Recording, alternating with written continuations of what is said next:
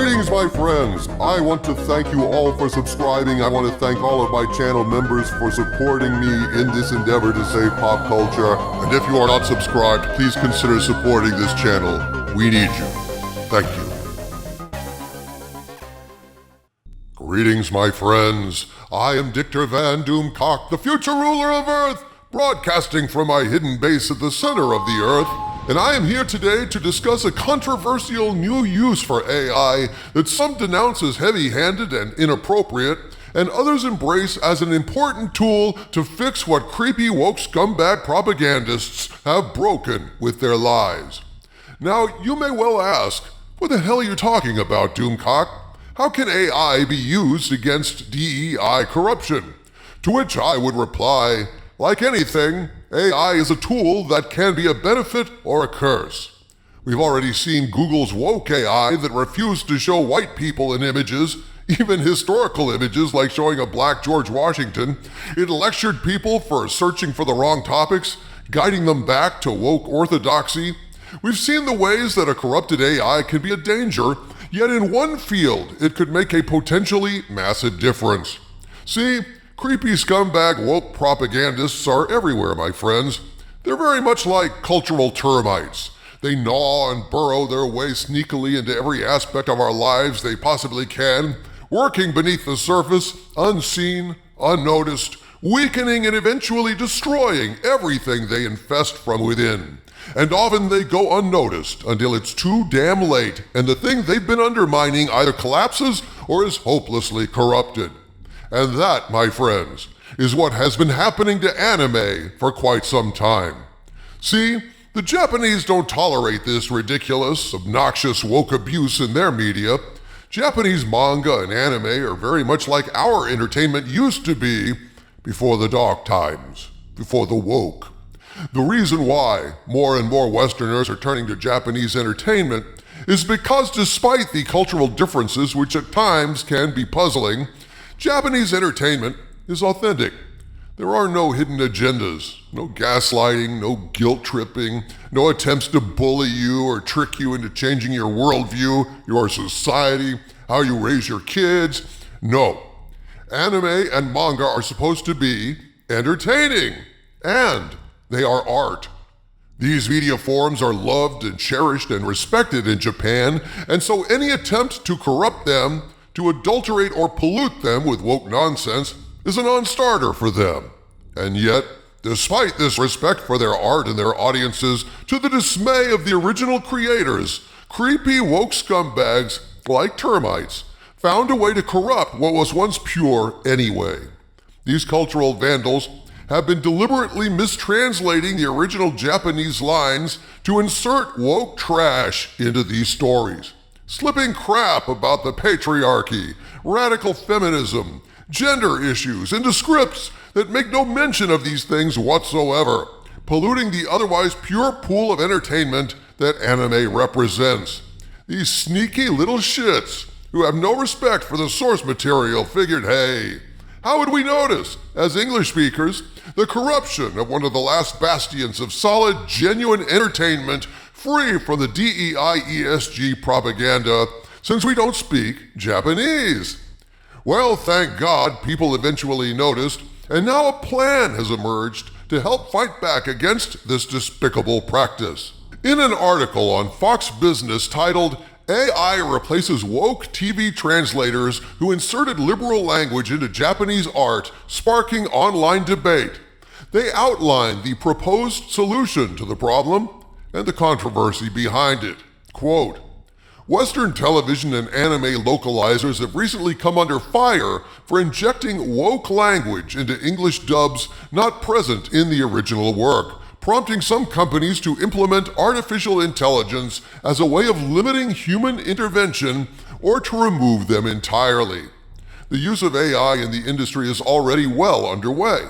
On December 21st, the official X account for The Ancient Magus Bride manga announced it would soon return with a simultaneous internal release in English using AI translation created by the Japanese company Mantra. In addition, Funimation, an American subscription video on demand service for anime, recently merged with the Sony Group Corporation-owned streaming service Crunchyroll. The company has indicated it will use a hybrid AI localization system with humans reviewing and editing the results. Fans are split on these decisions.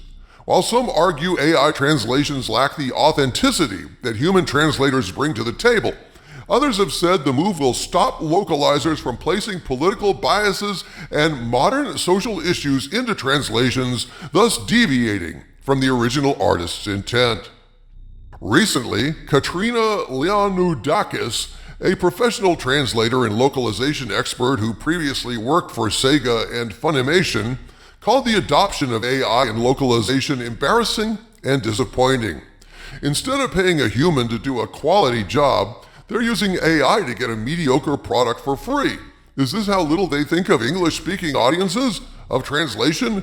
For shame, she said, unquote.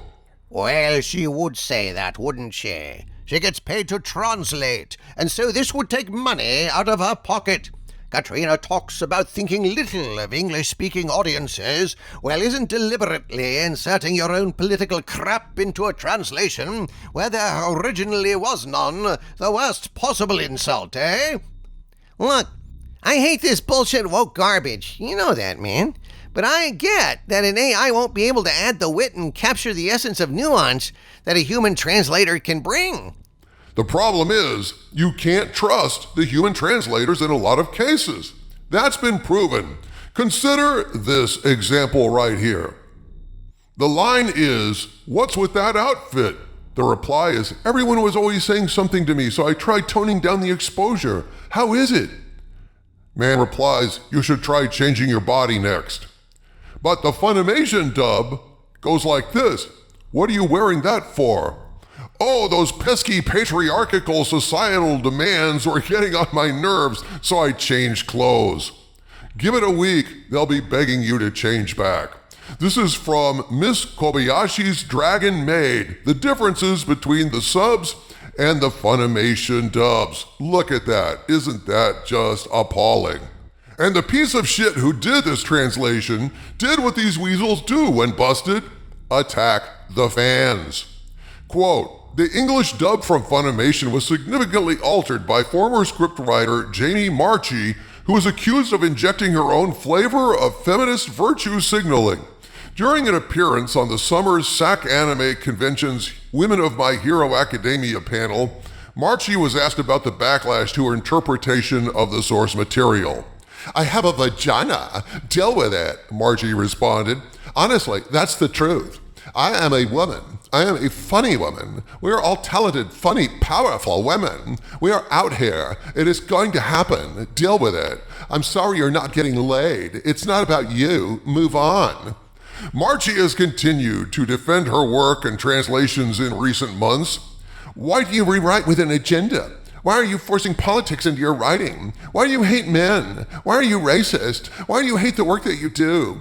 Bad faith questions don't deserve my respect. If you think they do, then I don't care if you think I'm a bad person." Marchi wrote in a December 31st post on X, "Yeah, you know what, Marchi? If it'll get rid of creepy weirdos indulging their own political kinks by defacing other people's art, then yeah, bring on the damn AI. That's what I say." Okay, so humans can insert their own biases. I can't defend that. Makes me sick, and I'm already green. But wouldn't a better solution be a legal one? Couldn't the Japanese companies insert legal language into contracts forbidding the insertion of political content into translations with heavy financial penalties for the translators? Wouldn't that be a better solution? Possibly, Harvey Cthulhu. But I think due to the subjective nature of translations being more an art than a science, it would be a very difficult thing to deal with in court, and these companies don't want to get bogged down in a lot of litigation. Look, folks, here's my take on it. I think that in every case, the anime companies are much better doing all of this in-house. That way, once it leaves, they know exactly what they're getting. AI is one way for this to happen.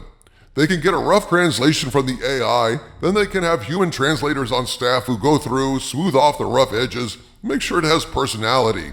But as far as I'm concerned, even if the prose is stilted, better stilted than woke. The single biggest impediment to getting into anime is the niggling doubt that you can trust the translation to be faithful. That bugs the living shit out of me, I've got to tell you folks, so that I have to investigate any anime title I watch before I watch it to make damn sure it hasn't been polluted by this hateful ideology. When really, folks, Doomcock, like girls, just wants to have fun.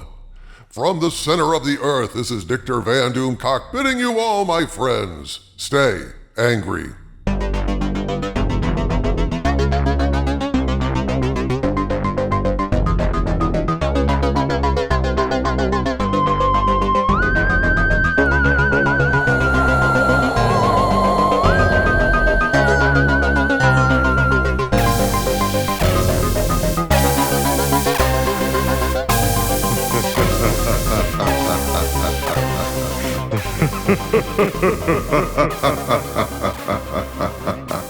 Ha ha ha ha ha ha.